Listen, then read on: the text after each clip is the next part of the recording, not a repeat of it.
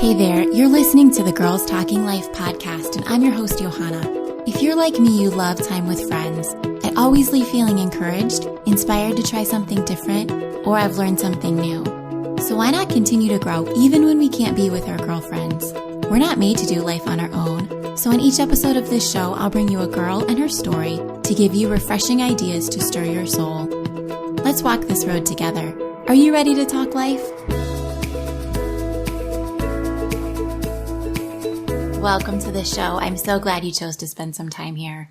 If you've been enjoying Girls Talking Life for a while now, or if this is your very first time listening in and you like what you hear, I wanted to let you know of some ways that you can support the show. There's a lot of work that goes into every episode, and by subscribing or leaving a rating or review on iTunes, or sharing the show online and tagging us, you are helping not only the show to grow, but you're also encouraging me and helping me stay refreshed while doing this work. Thank you so much for your consideration and your help and support. My guest today is Amanda Anderson. Amanda wishes that the Friends theme song was written for her and her girlfriends. She's a woman without sisters, so she prizes her friends, ages 29 to 72, highly for their wisdom, sense of adventure, knowledge of their own issues, and unconditional love. Amanda is an event, retreat, and conference speaker, blogger, and freelance journalist in Orange County, California. Her speaking ministry, Heart and Training, reaches young mothers, women's ministries, and 12-step recovery groups around the country. Having overcome a decade-long struggle with anxiety and depression, her messages now focus on learning to follow God and actually enjoying it through rest, recreating and creating healthy boundaries, risking authentic relationships, and releasing perfectionism. In our conversation today, Amanda and I are talking all about friendship and her new book, All My Friends Have Issues, Building Remarkable Relationships with Imperfect People Like Me. Amanda and I talk about authenticity in friendship, what it looks like to go deeper. We also talk about finding the time for friendship and how sometimes you just have to fit it in where you can. Amanda shares some differences between having flawed friends, which is all of us, versus having foolish people in our lives. One thing I wanted to mention is during the show when Amanda brings up The Bachelor, it almost sounds like she throws out an expletive and was bleeped, but I assure you that is not what happened. There was just a glitch in our audio that I couldn't fix. You'll know what I mean when you hear it, and hopefully you'll get a laugh. Amanda has some great thoughts on being intentional and going after the relationships we want. I love chatting with her. She is fun and knowledgeable and definitely someone I'd call a friend. Here's my conversation with Amanda. Hi there, Amanda. Thank you so much for joining me on Girls Talking Life. Thank you for having me. I know a little bit about you. I've read your book on friendship, and so I know you're from Southern California. You are married with 2 girls. Mm-hmm. And based on your book, you have a really good sense of humor, and you like TV and movies. Am I on track with that? I do like TV and movies. I want to say that I am too intellectual for that, but it's not true. I really like TV and movies. Well, I love that. I felt like it was really easy to relate to you. Thank you. I like storytelling, really. So I love novels and TV and movies. I'm into stories. What else do we need to know about you? Let's see. I was a journalist by trade before I was a mom. So I worked for a magazine called Coast here in Southern California, and I wrote everything from a makeup and home column to travel writing and design and architecture features. And that's what I did straight out of college till I had kids. And then getting to stay home for a while with the kids is kind of how I found time to write something that was really soul fulfilling rather than about lampshades. Yeah. Which was a fun job. Don't get me wrong. I bet it was. Yeah. How old are your girls? I have a daughter about to turn 12. She's in the 7th grade. And then I have a 15-year-old who's a sophomore in high school and has just got her learner's permit to drive. How do you feel about that? Terrified. She hasn't done her first behind the wheel lesson yet, but we went to the Department of Motor Vehicles last week and waited in line for 3 hours. So she's legal. I have friends who are excited about their kids, their oldest, getting ready to drive, and I don't know how I'll feel about that yet. I'm excited about her being able to run to the grocery store for me when I realize I'm out of flour in the middle of making dinner. That sounds really exciting, and I'm happy for her to have some independence, but it is frightening. I'm not the best driver. I tend to hit parked cars. So I'm hoping that genetically she takes after her dad. Yes, for everyone's safety. I also have two girls and my oldest is 12. So I feel like that's just it's a whole thing with girls. And Yeah, here's some hope that I have for you. I think 11 and 12 is harder than the teenage years. well, that's fantastic to know, really. Both my girls, it's a real growing area where they're half kid and half teenager is harder than full-blown teenager. So Okay. hang in there, mama. Thank you. That is good encouragement. Okay. So you wrote this book, All My Friends Have Issues, Building Remarkable Relationships with Imperfect People Like Me. First of all, why a book on friendship? Well, I wrote another book first, actually, that was about intentional living, living according to what we most love and value. And there was a section in it on friendship about how friends are my best tool to live a life according to what I love and value.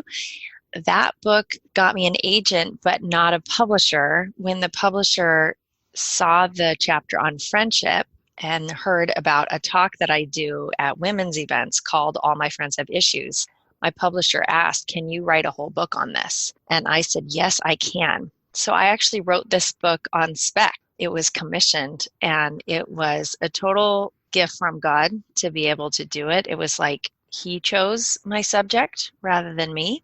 And I realized that I have a lot to say about this. This is a really important subject. I cried through the writing of it a lot Oh, because it's very meaningful to me, and I adore my girlfriends, and I'm so grateful for them.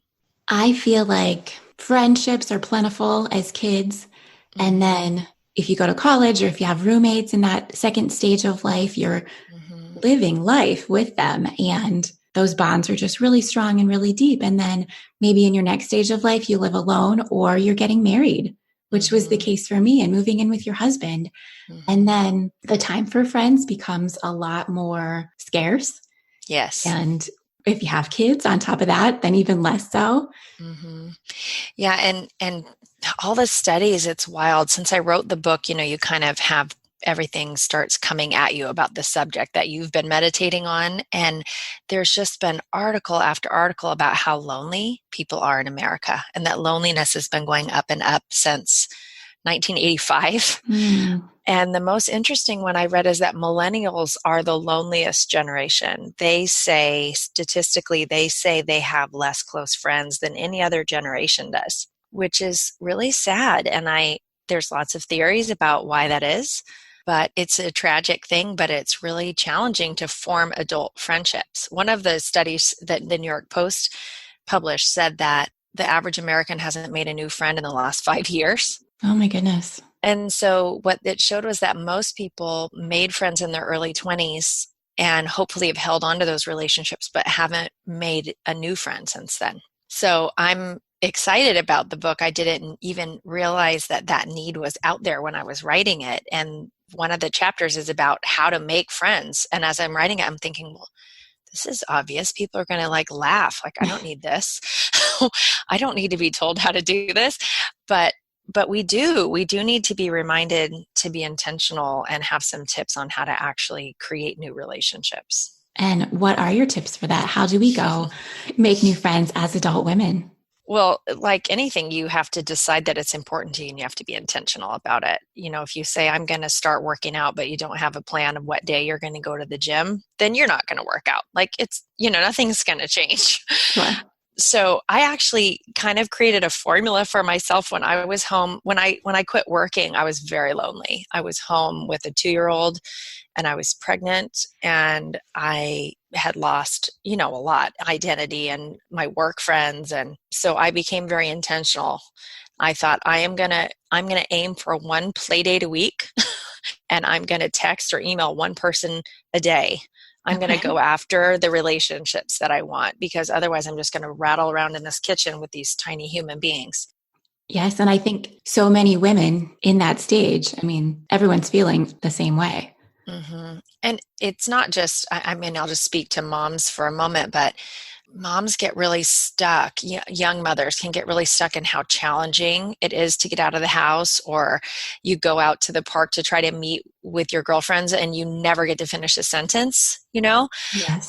So part of it is to accept that friendship is going to look differently and we're all in this together, and we have to just try to forge through the broken conversations. Otherwise, our kids are going to go to elementary school and we're going to go, oh no, I'm alone.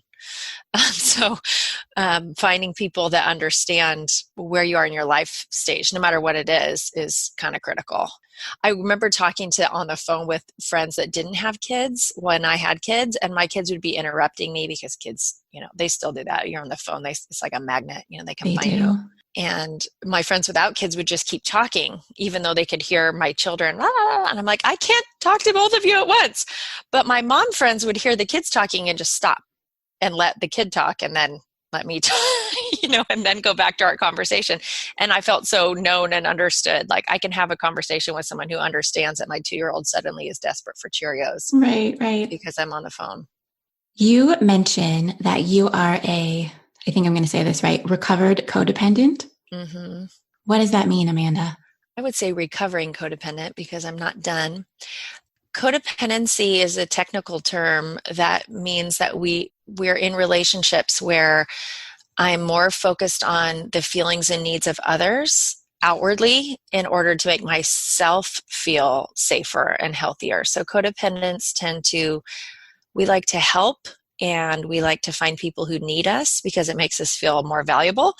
And we kind of hope that underneath you're recognizing that and you will help us back and do things for us back, which doesn't usually work very well. So people who struggle with codependency, they were raised in households where somehow they had to be an adult before they're really supposed to be an adult. Mm-hmm. So we learn that our role in life is to help people. And we also learn that if people are unhappy around us, it's going to make an unsafe environment for us. So we kind of hustle to make everybody around us feel really comfortable so that they won't leave us or make our lives hard.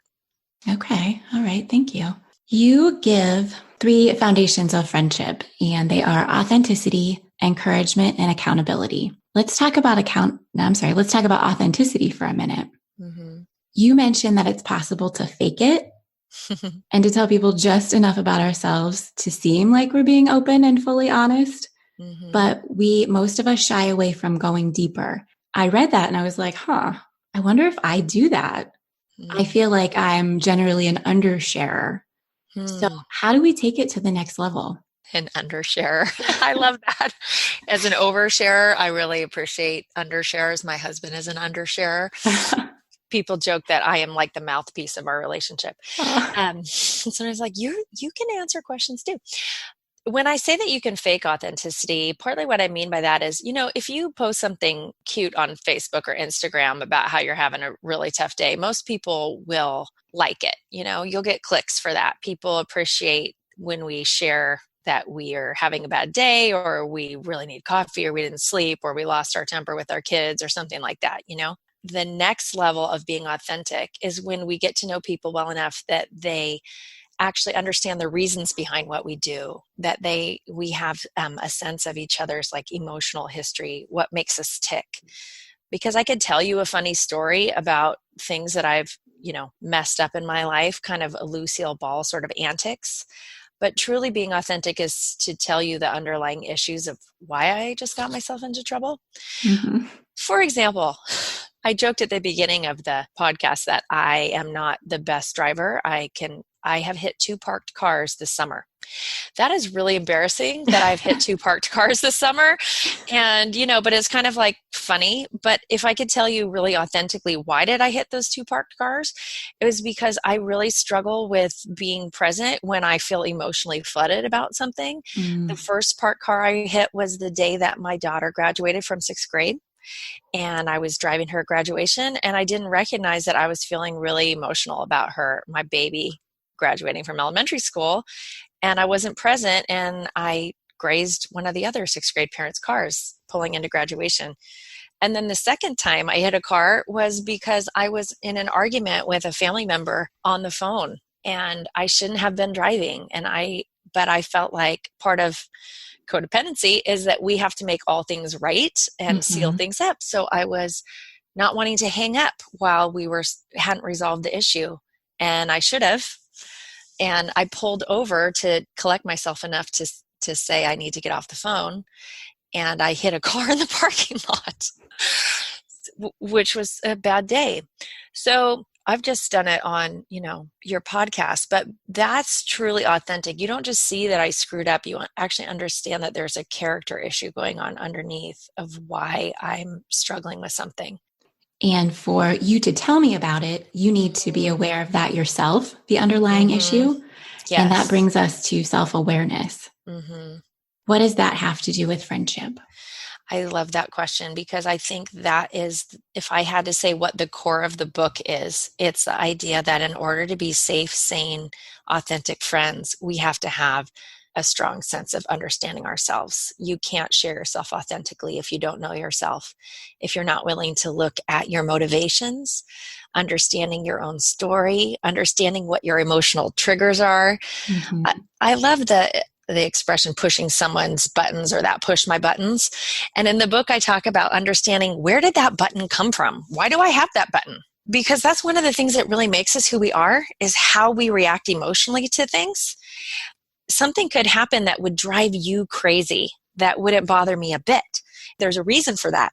So if you understand why you have a button and you can tell me about it, then we can have a really remarkable friendship, because I can be careful not to push your button because I love you and I understand where it came from. I can give you more grace. I don't just go, oh gosh, my girlfriend really has issues. Like, for example, say it really, really bugs you if I'm late and, I'm 5 minutes late and you're really irritated with me. And I understand that you spent a lot of time in your childhood waiting for people, or feeling that you got kind of abandoned, or people that were supposed to show up didn't show up. So every time I act like I'm not going to show up, it's really triggering for you. Then it becomes more important for me to meet that need for you. Or maybe by me knowing that I care about that and understand it, it actually might make your button get smaller. Like being understood and seen as an adult might heal some of the things that hurt you as a child. Oh, yeah, that makes a lot of sense. I think that's where friendships can really be a remarkable tool in our life. You hear a lot about marriage being a great place where you kind of refine one another and you understand each other and you have this true intimacy. But why should only married people get that privilege? It seems like it would be a great thing for our friendships to function that way. Plus, if you are married, it really helps your marriage to have someone else kind of help you do that kind of soul searching. Makes you a less sensitive person. I'm in a lifelong quest to be a less touchy person. And my friends really, really help me with that, partly because they give me room to be touchy and want to understand why. Yeah. Does that make sense? Yes. It's a really long answer to your question. That was great. And when you started describing it, that's where my mind went, was my marriage. So that makes a lot of sense, but extending that into friendships too. I like that. Okay. So we talked about undersharing, my issue. Let's talk about oversharing. Ooh. What about telling too much too soon to someone that's not ready to handle that yet? Yeah, that is the number one question I get when I speak to women's groups. And I guess I should say this. One of the things I do is I speak to young mothers groups, and I teach at retreats and women's events. And whenever I talk about friendship, the number one question I get is, it's really sad. Sometimes they ask in a big group of people, and sometimes personally, like, I'm trying to be authentic, I'm sharing, and people keep leaving.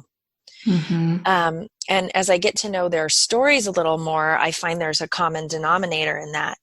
And it's usually that they're sharing too much too soon. There's a way where we share our authentic self. I call it in the book, like you share it like a dare. Like, let me throw out like the darkest thing about myself, or the scariest thing that happened in my past, or the most traumatic thing I can tell you, and we'll see if you run. If I can tell you up front and you stay, then I'll feel safe. But it usually doesn't work that way. Usually people are like, whoa, I just met you. And you're talking about how you used to cut your mom's cocaine lines when you were 9. Yeah. That's a lot of information to process at the beginning of a relationship. And you don't know if a person is safe to or equipped for that. So learning to share small pieces of ourselves and see how people respond to them, if they respond to them safely, is really important. Like, for example, you could share that you had a bad day with your spouse or your kids. And if you get empathy back from that, someone that's a sign of safety. Like, oh gosh, that really sounded, that sounds tough. Me too. I've had that happen. is a safe person and someone who jumps in and gives you like an enormous amount of advice or makes fun of you or kind of belittles you, probably don't go forward in deep sharing with that person. But even a safe person will be kind of alarmed if you start out a conversation with, yeah, I just got divorced because my husband was cheating on me with my sister. That's a lot to, like, that's hard to That's a process right lot. there in that moment. That doesn't mean you shouldn't share that, but maybe not, on the sidelines of the soccer game. So I've had this happen to me before. We invited a family over for dinner. Our kids went to school together and we knew them just a little and we were hoping to get to know them better. And dinner went great. And then after, when the kids kind of went off to play and our husbands were talking, the wife kind of cornered me in the kitchen and she overshared with, a traumatic experience that had happened to her. And it's kind of confusing. You just don't know where to take it. Do you have any thoughts on what a good response to that would be if that happened to you? Well, the right answer is always to be kind, right? Right. In terms of in the moment, to be kind, and say, well, wow, that's really overwhelming. That's really an overwhelming experience that you've had. But if you're asking in terms of the relationship, do you pursue it? Do you move forward in the relationship where someone overshares on that level? This is going to sound, I don't want to sound harsh, but I will say that is a sign of someone who doesn't have a lot of emotional maturity. Okay. Because when we have more emotional maturity, we recognize that we need to wait before we tell people things like that. Because really, what does she want you to do with it? And that was the problem. I wasn't sure. I wasn't sure. It was a scary, confusing situation. Yeah, especially like what if the share was like, my husband is, I don't know. I'm trying to think of I'm trying to think of something completely outrageous, but I don't want to be offensive. But my husband's cheating on me and he's in your kitchen. Right. What are you supposed to do now? I would be like, wow, that's really overwhelming. Are you seeking some professional help? Would probably be the question that I would ask. Are you getting any counseling? Yeah. And that wasn't what it was, but I think, yeah. I know I was kind in the moment, and I feel like I may have even followed up with something like that with getting some healing for that. But it put an end to our friendship, and we didn't take it any further because we were just kind of like, whoa. Well, that was too much. Now, as a recovering codependent, before I really understood kind of my need to help and fix, which codependents, we like to help and fix, I would have been like on that, like white on rice. Like that would have been, oh, we're like made in heaven. I think I could help you. You really seem like you're in big trouble. And now I understand that there are women who exist in the world who aren't really looking for help. They want to tell you their problems, but they don't want to do anything about it. They don't want to pursue any kind of personal growth. They're just kind of looking for allies. And that is a red flag. Okay. It's a red flag that I'm just looking for an ally in the scandal that I want to tell you isn't really a sign of, I don't know why the two go together, but it's not really a sign of emotional health and looking to grow, which is, to me, I want to be in an intimate relationship with people who are emotionally healthy and looking to grow. Yes. You mentioned earlier prioritizing friendships in your life. When we get into busy stages with families and schedules, how do you find the time? What are your suggestions on where to put this in our day? My best friend calls me on her way to work almost every single morning. We have like a 20-minute conversation. It probably ends up like she calls 5 times a week. And we actually have a conversation like 2.5 times. Does that make sense? We are, I think part of it is letting go of perfectionism. I would love, my dream day would be wake up, have breakfast with my husband, give the kids a cuddle, and then go hang out with like a girlfriend for like 4 hours where we're just going to finish. And I mean, honestly, my friend who calls me every morning, her name is Jen. We will call each other on the way to having dinner, talk through dinner, and talk to each other all the way home. Like that's how many words and how much we love each other and how much we would like to talk.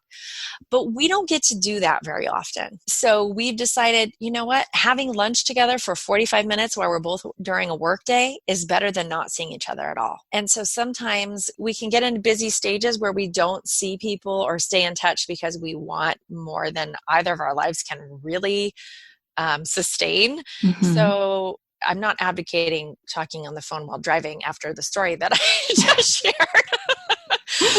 But I wish I had a better solution, but take it where you can is really the solution. Okay, so even if it can't be that, long leisurely afternoon, just Right. throw in a quick lunch or Yeah.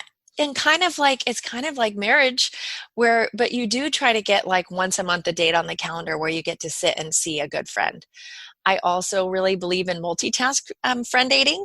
I love a good Target or Home Goods date with a girlfriend. Like we're going to run errands and we'll actually meet in a shopping center and take one car and go get all our errands run, I love that. on a Yeah. Saturday afternoon together.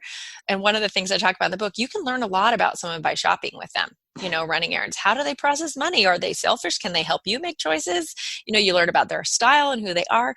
I say that to young moms, meet at Target, get a cup of coffee, push the baby. I'll watch the two kids while you try on those sweatpants and we'll take turns.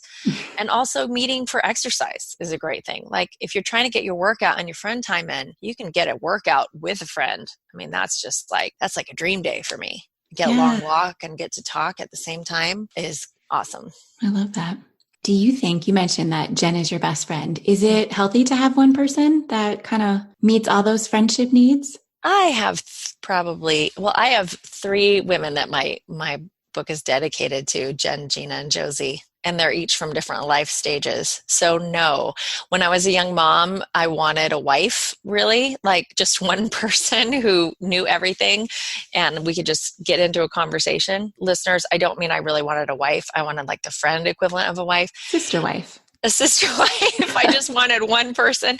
That seems simpler, but no, I joke that, the big thing right now is find your tribe, right? Welcome to your tribe, find your tribe. Women's ministries at churches say, come find your tribe. Yeah. And I wrote a blog recently called, I don't have a tribe, I have bridesmaids. I have women from different stages in my life that I've maintained relationships with, and they kind of all come together on my special occasions and they're friendly with one another. But no, I get a lot of different needs met from different friends, and same for them. I don't want to be the only woman that you can go to. You're in big trouble if I'm the only person you have. I don't have everything that you need. So no, I think it's really important to cultivate multiple friendships from different walks of your life. I have working mom friends and stay-at-home mom friends and friends with no children and single women and married women, and it's great to have all those perspectives. You have a quote from Jim Rohm saying that we become the average of the 5 people that we spend the most time with. Mm-hmm. So we need to pick some good friends. We really do. How do you go about doing that? And then how do we recognize the difference between someone who is flawed, like all of us, and someone who is foolish? Well, do you have 3 hours to talk about that? You have 2 minutes to tell me. I have 2 minutes. The Bible says the same thing. It says, walk with the wise and become wise, but associate with fools and get into trouble. And that's in the New Living Translation. And I love it. Yeah. You have to read the whole book to get the whole answer to this. But I have one distinction that I take from scripture and from what I read in psychology and sociology, that we want to befriend wise people versus foolish people, which has nothing to do with intellect or education. It has to do with attitude. So wise people have self-awareness. They seek to understand themselves. They're interested in learning and personal growth, and they also have emotional control over themselves. So the Bible talks about someone being foolish who is reactive and won't apologize and defensive. And so all of us struggle with that sometimes, right? I mean, I'm married. My husband would say that I can be defensive, and I don't think he's about to leave. Sure.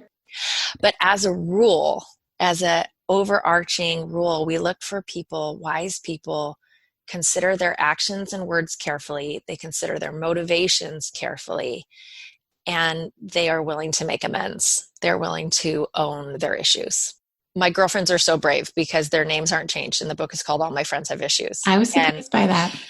And they're so awesome that they let me do that. But the subhead, it took us a really long time to title the book, because I didn't want the title to sound like this is a book for really together people to tolerate people with problems. And the book is building remarkable relationships with imperfect people like me. And, really the joke is the world is not divided into people who have issues and people who don't, but people who know they have issues and can admit it and are willing to work on it and can admit it in the context of conflict, versus people who don't want to admit it or say, you know what, like I think I say in the book, someone who just says, hey, this is who I am, take me or leave me, is not really an admirable quality. Like, I just go around kicking people in the shins. That's who I am. You're just going to have to learn to deal with it. Run the other way. Yeah. Because like my biggest pet peeve, I think, is when I see in a relationship, someone says, you said this and that was really hurtful. And their response is, gosh, you're so sensitive. Well, that's a really insensitive thing to say. Love means getting to understand what hurts people's feelings and attempting not to do that within a reasonable, to a reasonable degree. Mm-hmm. So at what point do you speak up and say, hey, my feelings are hurt? If you're brave enough, right away. Okay. But no, I talk in the book about, I like something I use called the 1 week rule. So if you get your feelings hurt in a relationship, someone says something or doesn't show up for you in a way that you hope they would, embarrasses you, lets you down in something, or says something that feels hurtful, I commit to myself to say something about it within a week. And in that time, I have a time to decide, is it really worth bringing that up? If I can really sincerely let it go and it's not going to affect how safe I feel with that person going forward, and I cannot be resentful of it, then I'll let it go. You don't need to bring up every time someone says something stupid. We all put our foot in our mouth sometimes, right? Sure. You do, right? It's I not do. just me. Okay. But if I think about it and I really know this is something that's going to be a problem, then I try to make a phone call and say something within a week, because I think it's nice to give people a chance to be able to react in a private way too. Like I use in the book the example of someone says something, kind of mean to someone at a dinner party, like makes a comment that hurts somebody's feelings. If you rebuke the person right there or say, hey, that was mean, it's kind of like honking at someone on the road. Most people don't do an apologetic wave. They like, because they're embarrassed that you can't see me, but I just made a hand gesture. People get embarrassed if you confront them right in the moment, and they might be defensive. So sometimes it's good to just wait a day or so and approach it when you're not upset. I had a situation where a friend of mine was kind of repeatedly letting me down, and I didn't want to say anything. And then that did grow to a level of resentment. Then that was my issue. So I was upset with her without her knowing. Mm-hmm. And once I finally confronted her and just explained, and I ended up apologizing for keeping it back and being upset with her. Good for you. That just made things so much better. And she understood and she admitted, yes, this has been a problem. You're not the only one that I'm probably doing this to. Mm-hmm. And I'm going to work on it. And that made things so much better. Yeah, it's so good. It's just so lovely to clear the air.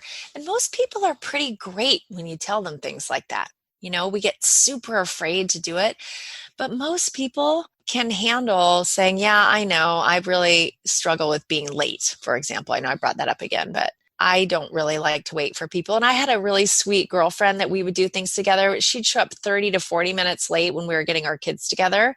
Mm. And she finally said, is this a problem for you? And I'm like, well, yeah, it kind of is, because my daughter and I have been here waiting for you. And so I'm having to entertain her on my own because she's waiting for your son to come and play with us. Right. And she goes, oh my gosh, I didn't even really think about that. And then I actually went further. I'm like, I know you went to the gym. I would have liked to go to the gym, but I didn't. I came here to meet you. And she's like, oh no, that's true. Mm. And she's been super great about it now. We have like a 15-minute window, she's got a 15-minute grace period, but she no longer like tries to run one more errand before she comes to meet me. She's more conscious that I gave up my time to be with her, and she can do the same. That's great. I want to give an example of something I did that someone had to call me on. Would that be okay? Let's hear it. Yes. So I recognize that I do this thing where I will call a girlfriend. They're on my mind and I'm on my way somewhere, and I'll call them because I know they're going through a hard time. But then right as they're getting into the point of the thing that they're emotional, I have to hang up on them. You know what? I'm so sorry. I'm at the register at the grocery store now and I have to hang up on you. And I recognized that I was thinking I was being really thoughtful, calling right at the moment that I thought about them.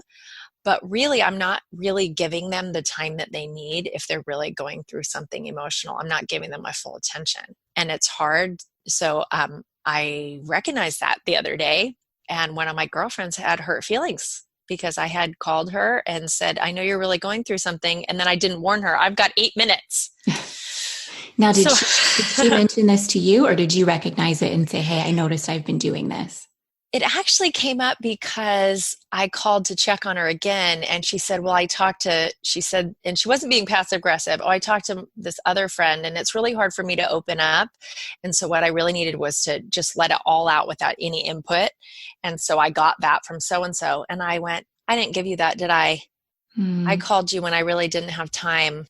And she's like, oh, that's okay. I'm like, no, seriously, that wasn't good, was it? And she goes, oh, thank you for recognizing that. And then I did it again yesterday. I called her to ask her about something. I'm like, you know what? I just did it again.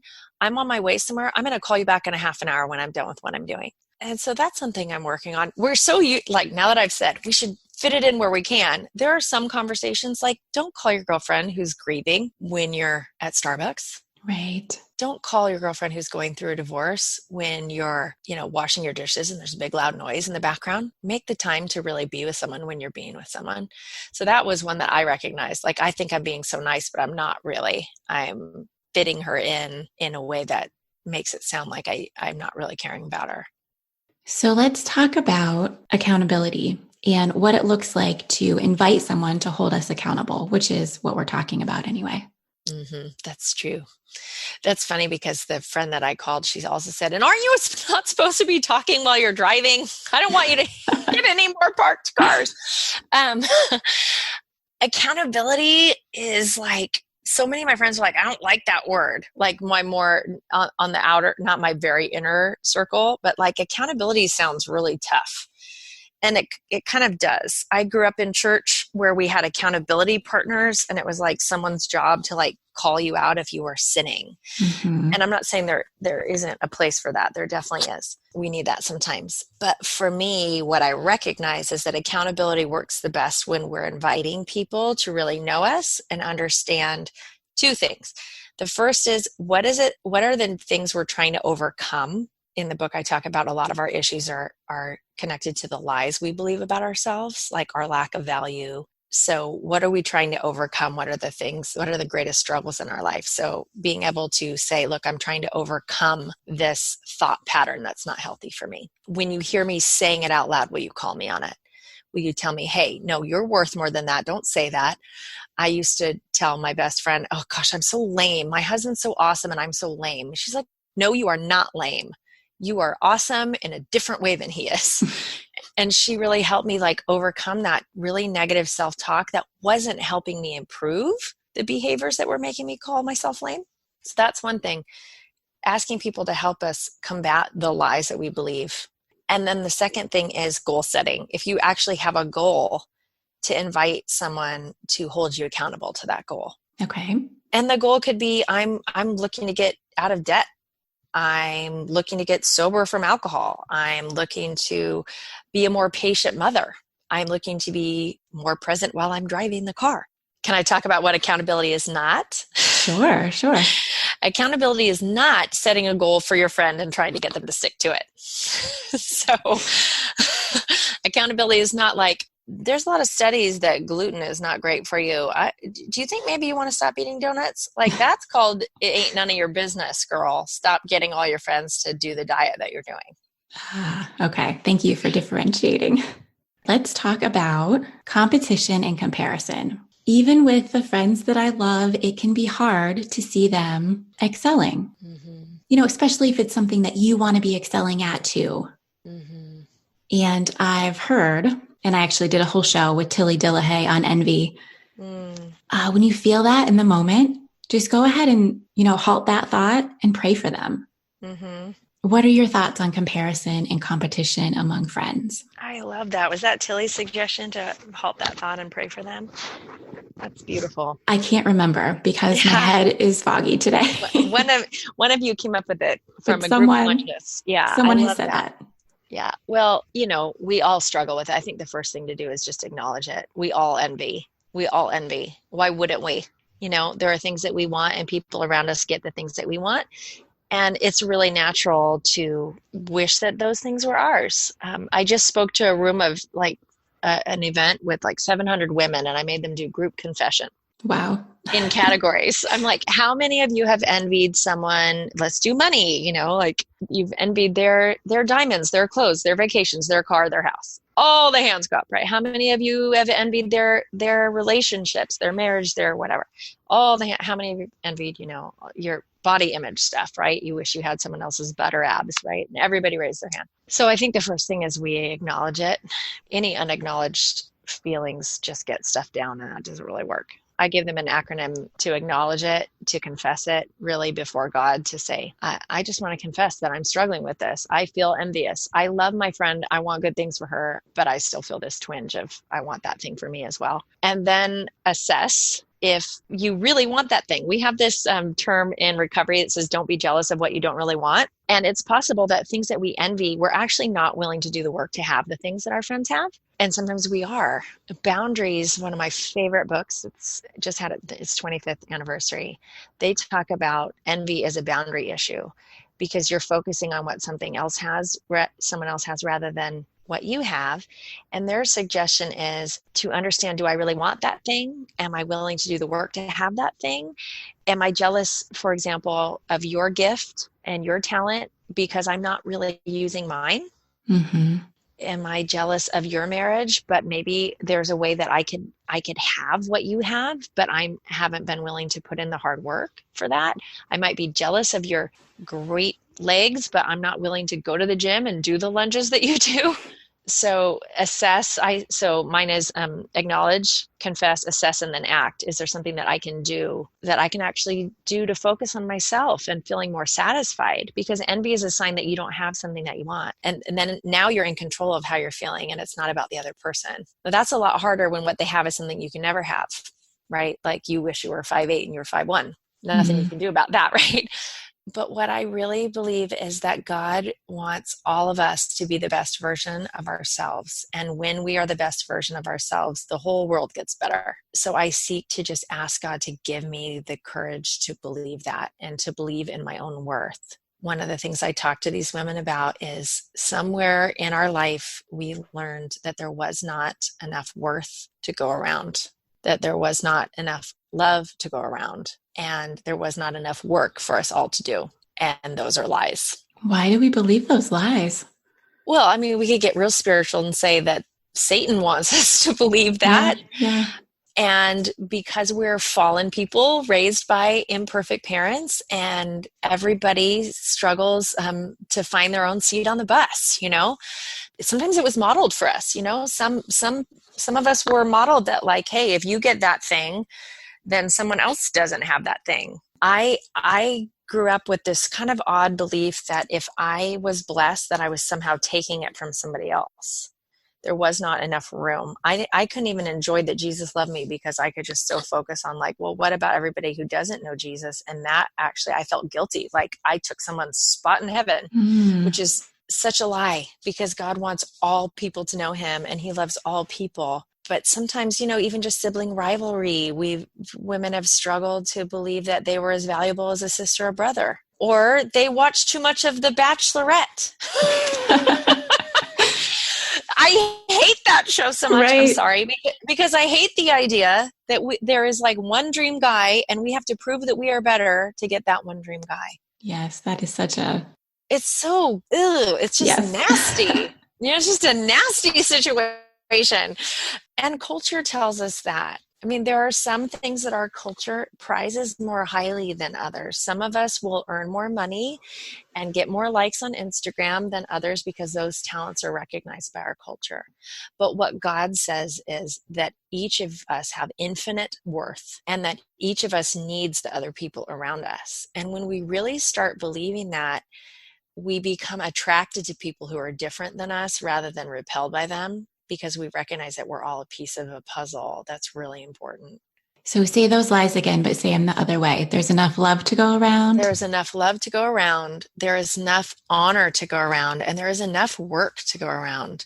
I tell you, good. as an author, sometimes I just hate Jen Hatmaker. I mean, I'm going to be really honest. I love her. I've followed her from the beginning of her career. I saw her speak at the MOPS International Convention. I got to go to one of her workshops when she had 30 people in her workshops. Mm-hmm. And I went up to her and I'm like, how did you do this? And she gave me, like, personally emailed me her path to publishing. This was like 10 years ago. And I only envy people who are doing what I'm doing. And so, like, there's this sense that other women are writing books, other women are speaking, other women have a voice. And if I don't get my voice out there, they're going to lap me and there isn't going to be anything for me to say. And this burning desire in my heart to speak and encourage women isn't needed. So then I start feeling competitive. Does that make sense? Absolutely. And it's the same with podcasting. Right? I started last November, but there are plenty of people who started way before me and plenty of people who speak better than me. And yeah, the list goes on and on. Right. Or blogging or whatever it is. But here's what God gave me, this beautiful thing that I want to share with every single one of your listeners. If I would be writing my book and then I would pick up a book and I'd think, darn it, that person already said it. I don't have to now. I just want to give up. And God said, if you're the only one saying it, sweetie, it's probably not true. And I was like, ooh. If I'm the only one saying it, it's probably not true. Who am I to think God has something important to say and he's only going to tell me and it's only going to come to the world through me? Who are we to think if we're not the only one, we're nobody? God gives his spirit to all of us to reach our own group of people, our own voice. Not everyone who's listening to me is going to relate to the concept of codependency, but the codependents out there are going to get up and go to a Codependents Anonymous meeting because they heard what I said and they're like, yeah, I need some more freedom in this. And your podcast is going to reach some people that somebody else didn't because of your voice, your style. And that is true for every single one of us. Even if you aren't, a storyteller, a writer, people around you need your story. They need your life. They need your light. And one of the things that I loved praying for someone you feel envious of, here's another idea. Jesus said, let your light shine before men that they may see your good deeds and glorify your Father in heaven. So if you have a good deed to do or a talent to express, you do it. And when we see each other do it, instead of feeling envious, I say, glory to God. Absolutely. That's really powerful, Amanda. Thank you. You are doing what God called you to do. Glory to God. I love him more because you are awesome. In your very last chapter, you talk about prayer and you have sections on praying for yourself and then praying for your friends. And you say, anytime we are in authentic conversation about our lives with other friends who love Jesus, we are on holy ground, but let's unite his presence with his power, which is available to us in prayer. That's so good. That is good. That's true. I feel convicted. Who do I need to call and pray with today? Yeah, I have Gina, one of my friends that the book is dedicated to. Honestly, I've prayed with all my closest friends, but Gina is one of those people that's a prayer warrior. That's something I could envy. Oh, I want someone to call me a prayer warrior. That sounds really cool. But Gina is someone that we will pray over the phone. We will pull over in a parking lot. When we're doing our errand running friend time, where we're like in a shopping center, hitting all the stores, we have literally gone and sat in the car and run my car out of batteries with the air conditioning because we needed to pray about something. It is really powerful. And pretty much the most authentic, intimate thing you can do is pray with somebody. Mm-hmm. And it's really awkward. Yep. It's really awkward. Like, I probably prayed with my husband out loud like 6 times and we've been married for 20 years. That's not something that we do. I love couples that pray together. That's not us. I wish we were better at that too. Yeah. Yeah. But that's really intimate. But it's so powerful. And I can go back and see really major things that were negative, broken in my life through praying for my friends. And we could talk for 2 hours, but if we spend 10 minutes in prayer, it is super impactful. Do you have an example for me of what might have led you to the car for a air-conditioned pray session? That one is so personal that I can't, but I could tell you another one. Sure. And that is, oh my goodness, does anyone ever cry on your podcast? Because I'm feeling like I'm going to choke myself up right now. Yeah, that happens. I am in a season where I've just had my first book release. It is really exciting and scary as heck. And it's a lot of work to get yourself out there and keep knocking down doors and keep pushing at things and like hoping that this message gets to people. And it can be really overwhelming. And I like to live present, and I'm on social media all the time because it's necessary for what I do for a living. And it can be very overwhelming. And I had a girlfriend text me, my friend Kelly, who's also in the book. She's my college roommate, and she texted me, "You're on my heart today, and I'm praying for your heart." And I called her and I'm like, "I think I need to talk to you." And we got on the phone and I just started to pour out to her where I was just feeling really blocked and overwhelmed by my to-do list. My kids both went back to school, and, I'm raising teenagers, trying to be present with them. It can be a lot. And she said, "I want to talk to you about this, but can we pray first?" And she just started praying the exact words I needed. And she just said, "Lord Jesus, will you," see, I made myself cry in her podcast. She said, "I just feel you saying that you want to pour out your grace on Amanda and ask and pick up some of the burden and the over responsibility she's feeling. And will you just carry it?" And I was just like, we could have talked for an hour and a half, and I don't know if we would have gotten to that. That was exactly what I needed. I feel like the Holy Spirit just gave her exactly what I needed because she was obedient to just bring in prayer. Yeah. Because I was overwhelmed as a mother, I was overwhelmed as a writer, as a speaker, trying to build a career, all of it. And she was just like putting it back in God's hands. I just challenged myself with that. If you feel called to text someone, I'm thinking of you, I want to pray for you, or this is my prayer, or a phone call, pray with your friends. Mm-hmm. And let them know that you did it, because it's amazing when God puts someone on your heart. Like, if you feel that, believe it. It's true. It's true. And I almost guarantee you, if you let them know, they will go, "Oh my gosh, you have no idea." Yeah, and it's one of the ways that God affirms his presence is in those moments. He gives a word to you for someone else, and then you tell them and they're like, yes. Yes, just what they needed. Mm-hmm. In the very last segment here, I like to ask my guests their favorite 5. What are 5 things that you are watching or wearing or using right now that you want to tell us about? I am obsessed with my new camo skinny jeans from H&M. Oh. That somebody gave me and I would never have picked out. And my husband for years has been telling me camo goes with everything. He used to always dress our little girls in camo. And it's true. Camo goes with everything. Last night to speak, I wore camo pants and a pink blazer, and I am just loving my camo pants. How cute. I am in love with New Girl on Netflix. I watched the New Girl reruns on Netflix, and I'm vaguely ashamed of it because the show is not godly in nature, but it's like the millennial Friends, but I love it. It makes me laugh so hard, and there's something about the way those friends really love each other that really speaks to me, and it makes me feel good to watch it. So I'm kind of obsessed with that show. It's like 22 minutes of just, I need to laugh while I'm folding the laundry. Okay, I don't know of this show. I'm going to check it out. And oh my goodness, I feel kind of ashamed. Maybe don't, because most shows, I mean, what are you going to find on Netflix that is godly, right? Right. I mean, it's, there's not bad language because it was on Fox on network, but there's a lot of them trying to get laid. I'm just going to put it out there. They're single, living in a loft, but it's so funny, and it just makes me laugh. And I love the friendship element. Are the things I love have to be products, things I use and wear? Can there be other things? Whatever you want. I love being married. I am loving being married right now. I really recommend if you can work that out. My husband and I just celebrated our 20th wedding anniversary. Congratulations. Thank you. And we have hit our stride, and I'm appreciating him as a human being, as a friend, as a husband, as a dad in this great new way. And I'm just really enjoying being married.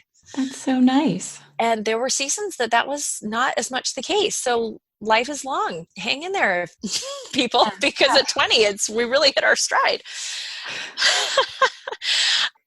I love sewing. I love doing anything with my hands. So I'm kind of obsessed with doing embroidery right now. And I have a strange thing where if I see a screen print t-shirt on the internet that I don't want to order, then I print out a Google image of it and then I sew it on a t-shirt. So you can check out my Instagram feed to see the latest thing I did, which was a t-shirt about Rick Astley and things that he will never do. He will never give you up, let you down, run around. I will check that out. What do you do with these t-shirts once you... I wear them. Okay. I wear them and I am silly, and I make them for other people. So, and then my last thing, and I can't help it, I have to say that I am just really loving my friends. I am in a season where I am so grateful for the joy that they've had in the season that I'm in, having published this book, and they keep sending me pictures of themselves with the book in Target and Barnes and Noble from like all over Southern California and Colorado. And I am just feeling like I'm going to cry on your podcast again. Again? It's okay. They are what makes me qualified to have written this. I truly have these remarkable women in my life who are experiencing such joy for me and allow me to experience joy for them that I am just really digging that. I'm feeling really good. And it could have gone the other way. It could have been that the book came out and the enemy attacked my relationships, but I am in fact enjoying a beautiful season in my friendships. That's absolutely true. And I'm so glad that that wasn't the case. Yeah, it's been really good. Well, Amanda, I want to thank you so much for coming on the show and for sharing parts of your story with us and for talking and writing about this topic of friendship. It's so critical to us as women, and it's not the easiest thing to navigate always, even when we have the best intentions. Mm-hmm. I feel like I have some really good friendships, but sometimes I still crave connection. So thank you so much for stepping out and helping women in this way. Thank you. And I just love to say as we close that friendship is difficult. If you feel like female friendships are difficult to navigate, the most important thing to understand is that you're not alone. It's difficult for all of us. It's a huge risk to take to have authentic relationships with people. It's worth it, but don't feel like you're deficient because you struggle with female relationships. It's just really complicated. But it is possible. Totally possible and totally worth the risk.